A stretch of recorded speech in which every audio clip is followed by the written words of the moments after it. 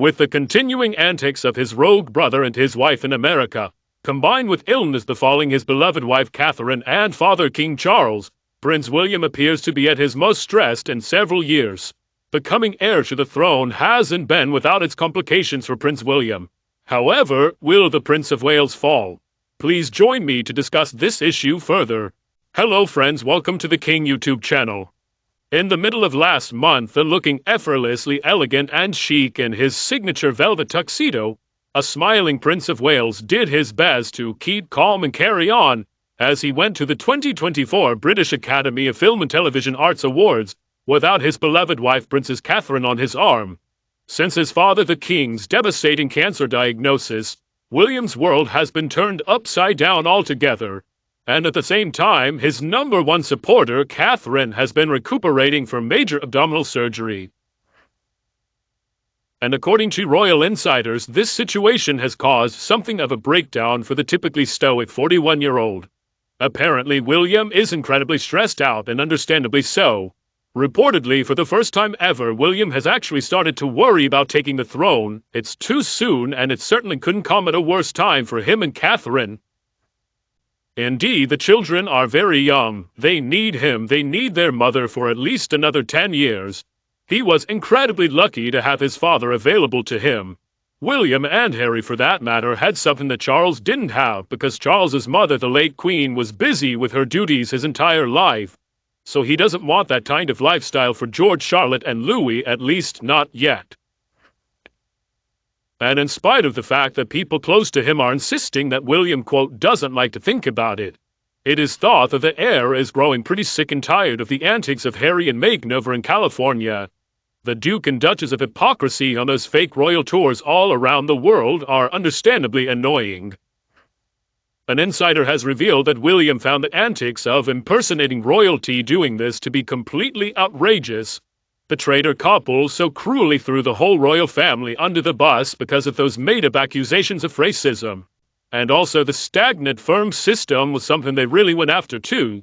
But they still seem perfectly happy to use the title to make money, of course, and to get fame for themselves. It's unacceptable, and it has to stop soon before it's too late. Harry continues to be desperate for acknowledgement from his older brother, and that has driven him to escalate these tactics. Over the past 5 years, we have seen Harry use every available public platform, including just telling lies in books, including doing interviews with a bunch of made-up information, and also some mockumentaries to spread falsehoods, lies, to degrade, insult, and betray his own brother and his formerly beloved sister-in-law Catherine. But in spite of Harry giving it his best shot, William is unmoved. He's not giving any reaction.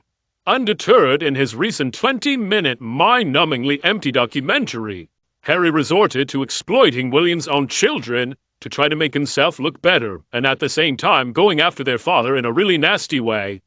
But anyway, Harry and that nasty Robert Jobson continue to propagate the idea that William is somehow envious of Harry's lack of achievements. The dilemma with people like that, people like Harry and Meghan, people with some kind of severe mental health problem, is that they have the ability to manipulate historical truths without facing consequences. I mean, at least that's what they believe. So how can William, who really has gotten everything he wanted through merit, and is destined by birthright to achieve predetermined success, how would he possibly have any sort of feelings of envy towards Harry?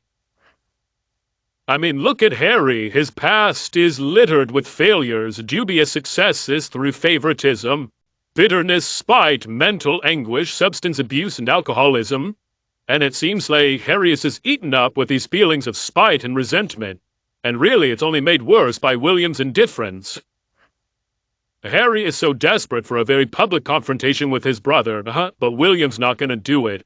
William basically doesn't give Harry what he wants, attention. He's not going to acknowledge Harry. The sheer absence of recognition from the object of Harry's fixation really precipitates his self-destruction. And Meghan Markle, too. Now, her target, of course, is Catherine. But their end is coming close. Because now, Harry has lost his case against the UK government about police protection.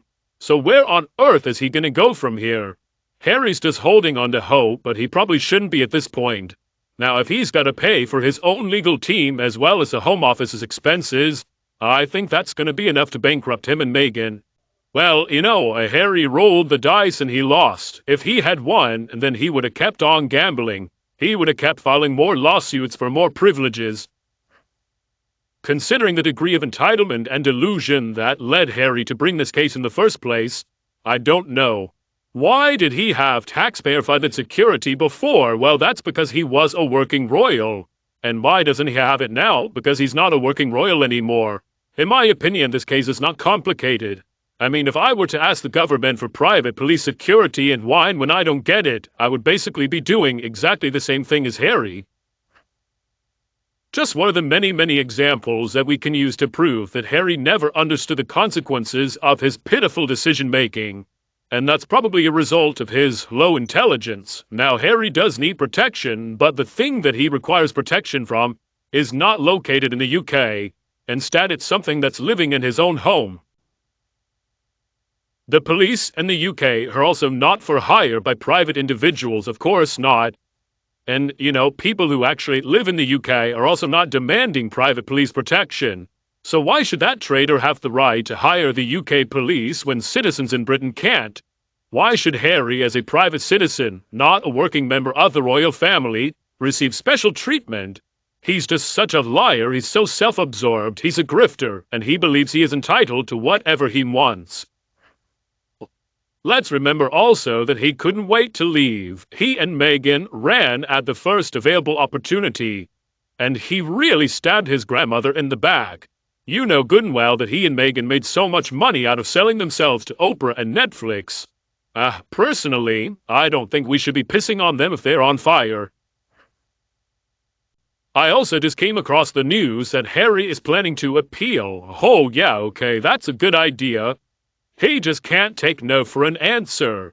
So if yes, that does mean that Harry will be there for official visits when his father can arrange security for him. And it means he's going to be there for Invictus visits when they're going to have suitable security for Harry. It does mean also, though, that we're not going to see him randomly walking into shops or visiting Canada. People with common sense are also going to be wondering why on earth Andrew has proper security paid for by the king. I mean, Andrew actually has done some morally reprehensible things. He has done some things that were absolutely wrong. And he's no longer a working royal either, but somehow he's entitled to proper security. Well, I guess that means that Louis's going to feel a little nervous about his own lot in life as he matures. Many people are saying this is a horrible thing that the king and the government have done. I mean, if Charles can pay for Andrew's security, then I guess Harry should be able to pay for it himself and for his family too. I mean, Harry's claim is that if something were to happen, the whole world would see, and the UK would be even more harshly judged than they already are thanks to this situation. Now, if Charles pays for Andrew to have security, it is from a private security company, but that's not what Harry's demanding. Harry's wanting access to the armed royal protection officers. And it means that Charles is probably never going to see Archofficial Aunt and visit that. Harry's never going to take them to Britain if he's not sure that they're going to be safe, or yeah, whatever. Now, Charles could have made sure that they had top-level security, but he didn't. But it's not because he's some cruel, uncaring father. But anyway, back to William's case. An insider says, there's no doubt it's been an incredibly tough time for the family. To nobody's surprise, a coronation is already being discussed. Not out of disrespect for Charles, but out of respect for the crown, who can't imagine the pressure William is under right now. Meanwhile, even though William is putting on a brave face, long-term friends say that secretly it might not be the case. They say that he is racked with worry and desperately wishing for more time. One close friend said it's like everything's hitting him all at once. A friend told Woman's Day magazine he's barely recovered from the Queen's passing, and he's faced with his wife's health scare, his father ailing, even Aunt Sarah, all while keeping a tight lip over his out-of-control brother. Don't be fooled by his calm demeanor. It's his job to save face. Friends also claim that aside from Catherine and the King's help, William's biggest concern is how the situation is affecting his young kids, George, Charlotte, and Louis.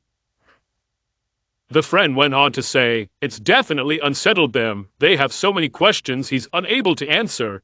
They are still devastated over losing their great-granny, and the reality of losing a loved one is very real for them. Seeing their mum unwell and their grandpa and pa so worried, it's a huge weight on William's mind. Now, Catherine is absolutely amazing and she's doing everything she can, but apparently that only adds to his worries that maybe this is going to delay her recovery. Something that is certainly necessary for the family unit at this point in time. And you, what do you think about this case? Please tell me your opinion below in the comments. If you think my video is helpful, don't be afraid to like and share with anybody else who would enjoy it. And don't be afraid to click the subscribe button to get more updates in the future. Thank you so much for tuning in, have a lovely weekend, and we'll be back to see you all tomorrow.